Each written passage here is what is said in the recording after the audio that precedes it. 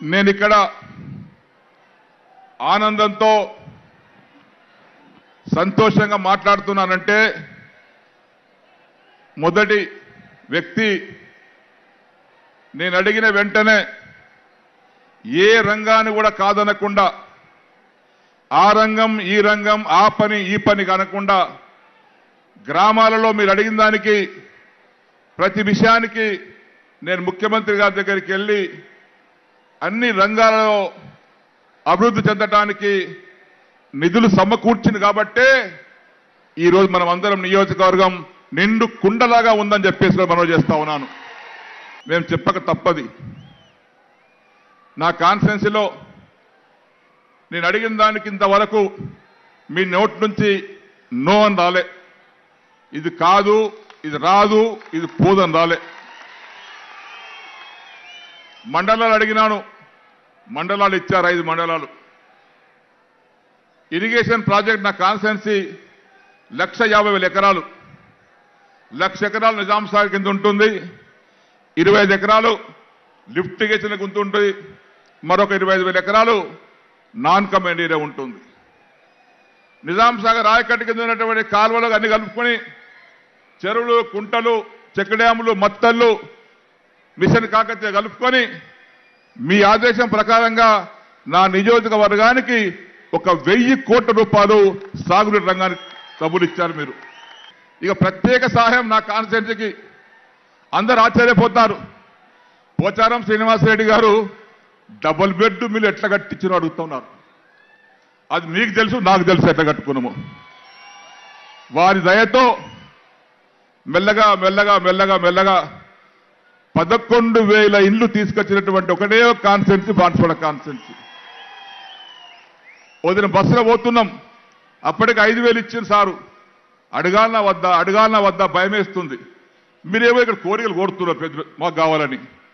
225 గ్రామాలు, అప్పటికే 100 గ్రామాలు కవర్ అయినాయి. ఇదే బస్సులో పోతున్నాం. సిరన్న ఇంకేమో చెప్పేది ఉందా అన్నాడు. చిన్న కోరిక ఉంది సార్ అన్న. ఏందన్నాడు, నాకు డబుల్ బెడ్రూమ్ కావాలి సార్ అన్న. పక్కన హరీష్ రావు కూర్చున్నాడు. అంకుల్ ఇప్పటికి 5,000 తీసుకుపోయారట, మళ్ళా కావాలని అడిగిండు. కావాలి అంకుల్ అన్న. నువ్వుకుండా చెప్పు సిరన్న అన్నాడు. నాకు 5,000 కావాలి సార్ అన్న. ఇట్లా చూసిండు, అధికారికి ఆర్డర్ చేసిండు. రేపు సాయంత్రం కల్లా 5,000 డబుల్ బెడ్రూమ్ ఇల్లు జీవో ఇవ్వమని చెప్పేసి చెప్పినటువంటి మహానుభావుడు ఈనాడు పేదల పక్షపాతి మన కేసీఆర్ గారు. మేము మరవలేం సార్ ఇవన్నీ. మా జీవితంలో నేను చాలా మంది ముఖ్యమంత్రులు చూసిన. ఈ 40 సంవత్సరాలలో అందరితో పనిచేసినాం, దూరంగా దగ్గరను. కానీ మా నియోజకవర్గం కోసం కానీ, రాష్ట్రం కోసం కానీ, రాష్ట్ర ప్రజల కోసం కానీ, రాష్ట్ర పేదల కోసం కానీ, రైతుల కోసం కానీ అనునిత్యం పనిచేస్తున్నటువంటి ఏకైక ముఖ్యమంత్రి ఈ భారతదేశంలో కల్వకుంట్ల చంద్రశేఖరరావు గారు. మేము కూడా ఆనాడు తెలంగాణ మొదటి దశ పోరాటంలో ఉన్నాం, మలి దశ పోరాటంలో ఉన్నాం.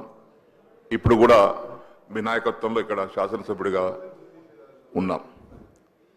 ఈ శాసనసభ ముఖ్యమంత్రి గారి నాయకత్వంలో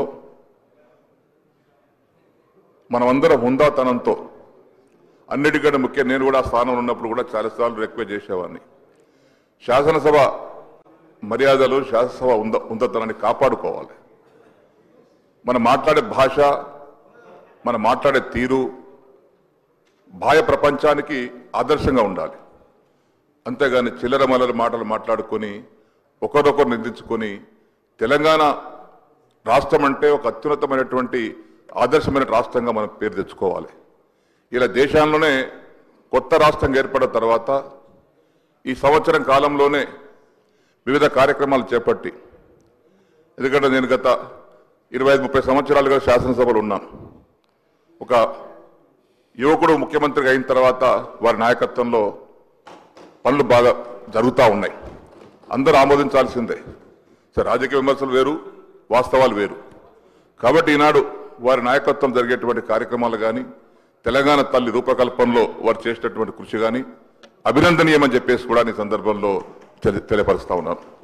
అందుకే రాజకీయాలకు తావివ్వకుండా తెలంగాణ తల్లి రూపకల్పనలో భాగస్వాములైనటువంటి అందరికీ కూడా అభినందిస్తూ ఈరోజు సాయంత్రం కార్యక్రమం ఏదైతే ఉందో 6:05 తెలంగాణ తల్లి విగ్రహ ప్రారంభోత్సవ కార్యక్రమానికి పార్టీలకు అతీతంగా, మతాలకు అతీతంగా, కులాలకు అతీతంగా, వర్గాలకు అతీతంగా అందరూ కూడా వచ్చి పాల్గొని ఆ యొక్క తెలంగాణ తల్లి విగ్రహం, తల్లి అంటే మనకందరికి కన్న తల్లే, తల్లిని మనం గౌరవించుకోవడం మన బాధ్యత.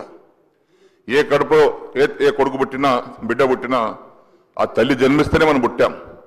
ఈరోజు తెలంగాణ తల్లి మనకు అందరు జన్మించింది కాబట్టి మనం ఇక్కడ ఉన్నాం, ఈ శాసనసభ నిలబడ్డాం. మన 4 కోట్ల మందికి తెలంగాణ తల్లి నిజమైన తల్లి మనకు తెలంగాణ తల్లి. ఒక్కొక్కరికి ఒక తల్లి ఉండవచ్చు, కానీ 4 కోట్ల మందికి తల్లి తెలంగాణ తల్లి. వారిని గౌరవించుకోవాల్సినటువంటి బాధ్యత మనందరిపైన ఉంది. గౌరవ ముఖ్యమంత్రి గారు ప్రవేశపెట్టినటువంటి యొక్క తెలంగాణ తల్లి విగ్రహ రూపకల్పన పైన దాన్ని సంపూర్ణంగా ఆమోదిస్తూ, సహృదయంతో స్వాగతిస్తూ, వారికి అభినందనలు తెలియపరుచుకుంటూ నేను సెలవు తీసుకుంటున్నాను.